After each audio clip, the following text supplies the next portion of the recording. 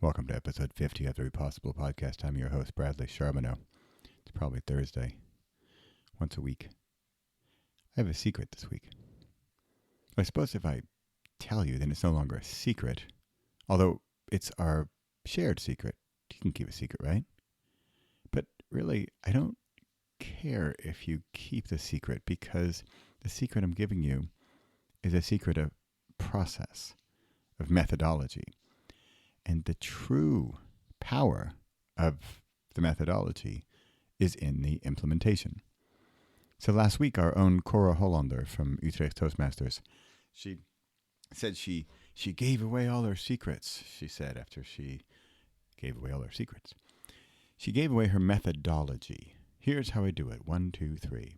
And she told us all in the audience. However, the true power lies in implementing that process. She can tell us, just like I can tell a kid how to ride a bike. Get on the bike, hold on to the handlebars, pedal with the pedals. There you go, right? But the kid's not going to figure it out.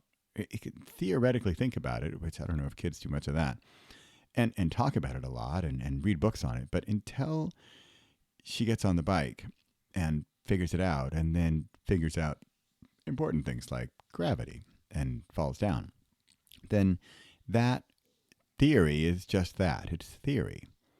Whereas Core is giving you a process, and it's only going to help if you do it. So today, I'm going to tell you a secret. I actually have two secrets, but one of them I'm going to tell you, and one of them I don't want recorded. So the process one is about how to declutter the noise in our mind, the crazy talk, the busyness, the overwhelm that we have on a daily basis.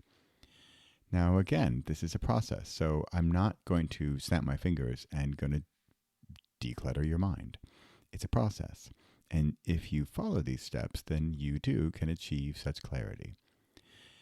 Now, a few weeks ago, if you heard my talk about our three decision-making centers in our bodies, our mind and our heart and our gut, we ask those, even subconsciously, we go through those different decision-making processes, sort of the judges who are voting on the decision, whether it's something like, what speech should I give, or should I take that job, or what should I have for dinner? So from big stuff to little stuff, it's and everything in between. Now, after that talk, people came up to me and said, what if there's not a clear decision? What do we do then? What if, it's 2-1 or 1-2, and we're just not really sure because that one vote seemed really strong, and that's actually the one I agree with. Well, then we as a whole are going to have to sort of override the votes and make a decision. Now, the best way I've found to do this is not to go any more external. In fact, we're going to go even deeper internal. We're going to quiet those voices, even our own voices. We're going to reduce the clutter of our daily busyness, craziness, and we're going to allow it to drop in. Now, I'm going to give you a visual here to help you make this happen. For me, and again, this is my process. You can figure out your own. You're happy to use mine. You're more than welcome to come to my lake, because that's where it all happens for me. There's a lake in Northern California, in the Sierra Nevada mountains, in a place called Desolation Wilderness. There's a gazillion lakes up there.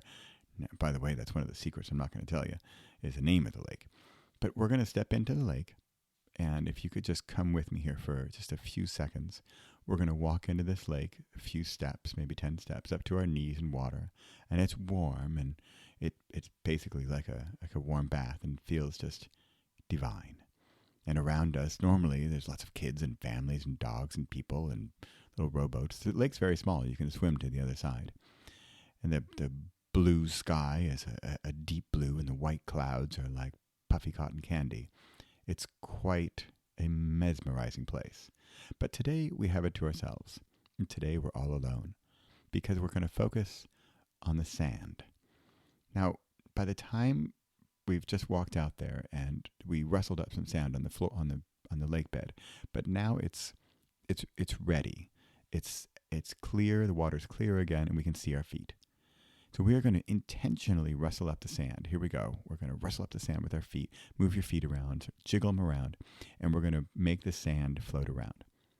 Now what we're going to do is each of those sand granules, or grains of sand, represents a thought or an idea or something on your mind or something you're thinking about or something bothering you or something filling up your mind with junk.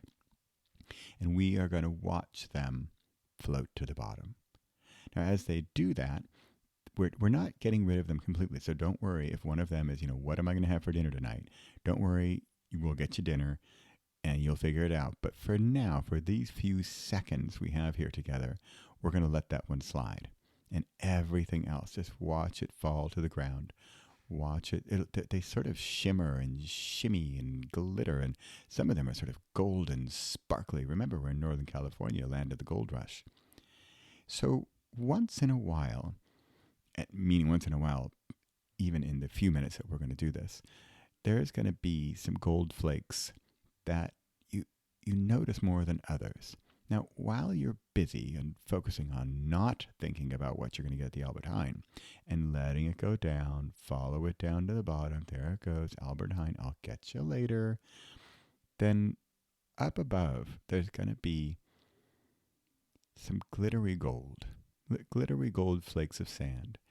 And some of them, you're not going to be able to get them out of your head. And this is a good thing. So these are the unexpected, shimmery, glittery flakes of gold. And these are your magnificent ideas. These are the ideas we want to hold on to. Now, we haven't even done this, and I walked through this for a matter of seconds. But every morning, I do this for 17 minutes every morning. And we've only done it for maybe 17 seconds. And maybe one idea came to mind. But my challenge to you is then to take this glittery gold, find the glittery gold that drops down into it's coming from your subconscious, and allow it into your consciousness. Meaning it comes from somewhere else, and you are receiving it. You are hearing it or seeing it or acknowledging it. And it's an idea or a thought, but it's a good one. It's a higher level thought or idea than the one you were potentially busy with. So this is not the busy stuff. This is the good stuff. But we got to let all the other stuff fall to the ocean floor. That's it. I do this for 17 minutes in the morning. I'm in a closed room that I can lock the door so nobody, like kids or dog, are going to come up and, tap me on the shoulder and freak me out. It's dark. I wear an eye mask to make it even darker. I listen to instrumental music or some sort of uplifting but not obnoxious music in the background just to sort of dull out anything I might be hearing. And so I can't see, I can't hear. I'm sitting, I'm comfortable, I'm not worried about moving or falling or anything. I have time. I know I have my 17 minutes because I'm a morning person and nobody's awake yet. They're not going to wake up. And everything is focused on the sand and the granules falling, letting them fall, knowing I'll get to them later, and letting the good ones come up and sparkle. That's it. There's my lake. So that secret, the name of the lake, I'm not going to tell you because that one's a secret. I'll give you my process. I'm not giving you that. Well, maybe if you ask nicely. All right, this is episode 50. By the way, that's my speech for tomorrow. No, it's for tomorrow night. For Toastmasters. I'm still working on it. Got to get there. But I'm working on glittery gold and secrets and process. All right. Thanks for listening to episode 50 of the Re50 podcast. Hey, 50 milestone. All right. We're just rolling over here.